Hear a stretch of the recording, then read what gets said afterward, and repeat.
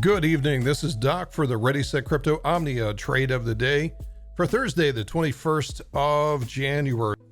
Everybody's freaking out today because Janet Yellen, who is the new Treasury Secretary, suggests curtailing cryptocurrencies. Oh no, we'd better sell first and ask questions later.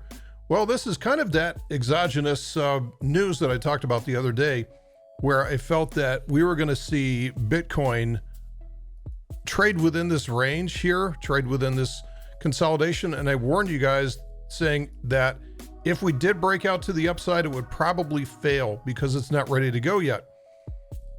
And so this is typically what happens is a lot of times if it can't do that, it'll pop out to the bottom and it will use any piece of news as the excuse for that to occur. It's not as though various officials haven't already said that in different manners along the last couple of years. I mean, this is always something that we're dealing with, right? So if it pulls out to the downside, guess what the good news is here is that, remember, we've been talking about when we have a charged up daily chart, it's got to go somewhere. If it can't go higher, it's going to go lower, and it's going to use any excuse to do that. So what's happening now is that energy is coming down, and actually we may be transitioning from a triangle formation to more of a larger term bull flag, and that would be also fine. But here's the benefit towards what's happening. Remember the weekly chart, which I've been pointing out to you guys saying, hey, this is going to be the ball and chain for everything, is this weekly chart. Look what's happening. It's charging up as fast as it possibly can. Now, we always talk about when we have a market which is in exhaustion like this, there's three ways for it to recharge. Either go sideways. This will take the longest.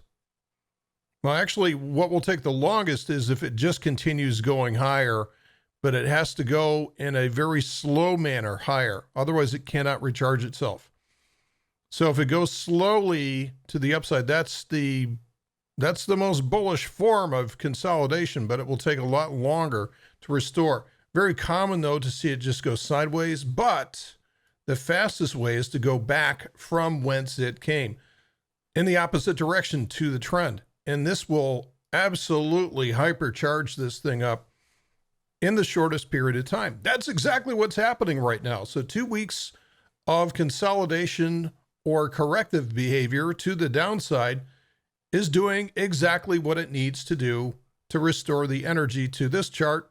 And we can do the same thing to Ethereum. Ethereum is going through the same problem, and it's nowhere near as bad, right, as Bitcoin.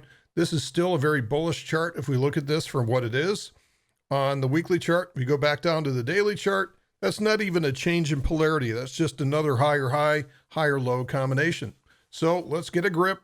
This is not the end of the world here at this point. Now we are seeing all kinds of other, coins. I'm not going to go down through the entire list here, seeing just about everything take it on the chin.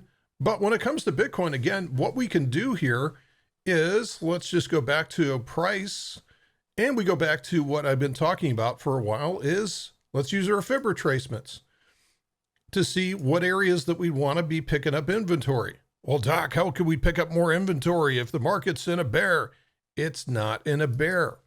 It's just coming down to retrace. This is what it does all the time. It just feels different right now because there's some, and I'm doing air quotes right now, bad news. So bad news, this is where people stand to the side and they do not take the entries that feel the worst.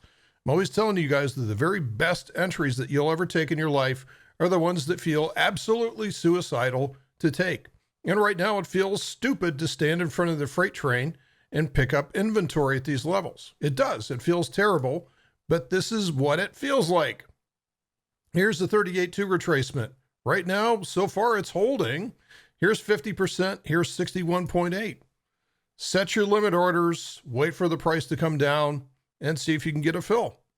That's what you got to do. Or you can use this spike, and certainly big spike in implied volatility that we've had lately, to be able to sell puts against levels that you want. Again, I've got to put out here at 25,000 for the late February cycle.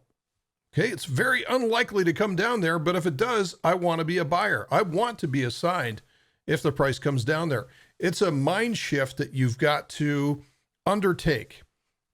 You can't think like everybody else. Like every other retail trader that is brand new to the market is going to look at this and stick their head in the sand like an ostrich. But you have to look at pullbacks as an opportunity to be able to get on board at value levels that you determine. Let the trade come to you. All right, folks, that is it for today's report. We'll see what happens over the weekend. We'll be back on Sunday to wrap things up, and I bet you anything we'll have another support level by that point to discuss. Thanks for listening. See you Sunday.